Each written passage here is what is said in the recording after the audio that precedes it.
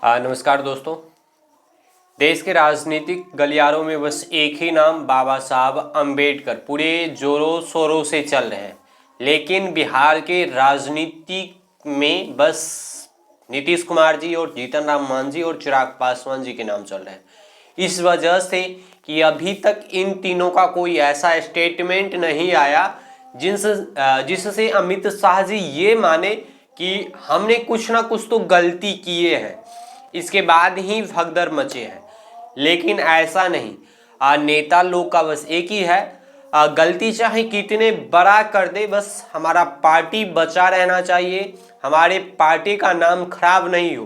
देश का संविधान मिट जाएंगे, देश का वीर सपूत मिट जाएंगे, उनसे हमें कुछ फर्क ही नहीं पड़ता है। हाँ, बस हमारा पार्टी बचा रहना चाहिए। हालांकि हम किसी पार्टी विशेष के लिए आज तक वीडियो नहीं बनाए हैं और ना हम किसी खास पार्टी विशेष की बात करते हैं। बस मेरा मानना और कहना एक ही बात है कि अगर व्यक्ति गलत है तो उन्हें स्वीकार करना चाहिए कि सच में हम कुछ ना कुछ गलत किए हैं, तभी जाकर ये तमाम चीज़ें हुआ है। बात हम कर रहे हैं बाबा साहब भीमराव अंबेडकर के जिस तरीके से नाम लिया गया, अपमान किया गया, ये बहुत ही चिंताजनक विषय है और ऐसे ऐसे विषय पर कोई कठोर कार्रवाई नहीं लेते हैं। बिहार के राजनीतिक में एक अलग ही भौकाल मच जाते हैं।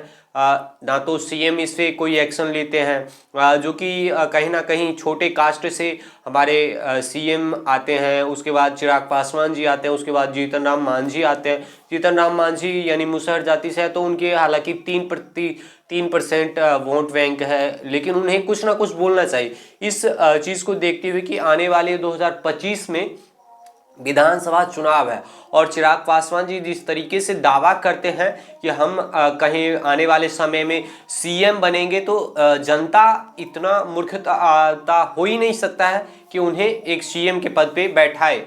हालांकि अमित शाह जी ने जिस तरीके से बयानबाजी की है, ये अपने आप में एक शर्मिंदा करने वाली बात है। लेकिन बहुत सारे नेता, सबसे बड़ी बात है तो मनीष कश्यप अभी तक एक शब्द नहीं बोले हैं कि सच में बाबा साहब का अपमान हुआ है। मनीष कश्यप जो पहले जब राजनीतिक में नहीं आए थे, हर एक मुद्दा पे बेबाकी अंदाज में बातें करते थे और जो सही होते थे वो बोलते थे। लेकिन हाँ, पार्टी विशेष के लिए कोई ऐसा नहीं होता है कि वो अपने आप को ऐसे दिखाए।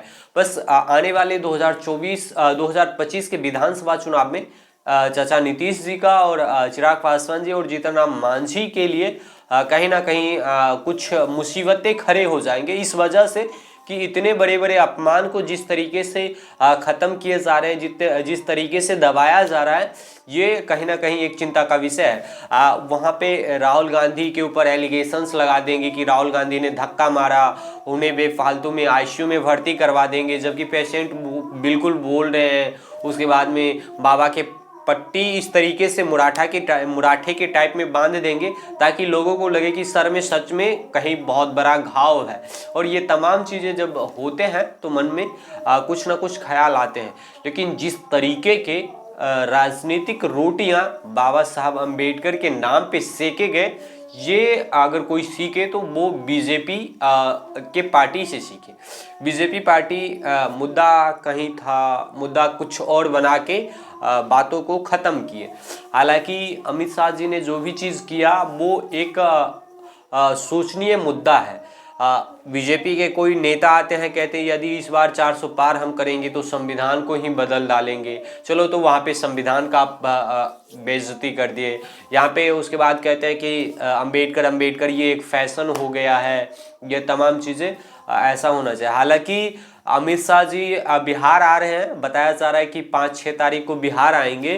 जो एक सांसद सुशील मोदी का जन्म पुण्यतिथि पे आएंगे और वहाँ पे क्या कुछ होगा, ये एक देखने वाली बात है। और उस समय बिहार की जनता को, बिहार के नेताओं लोग को क्या कुछ टास्क देकर जाते हैं, ये सबसे बड़ी बात होंगी।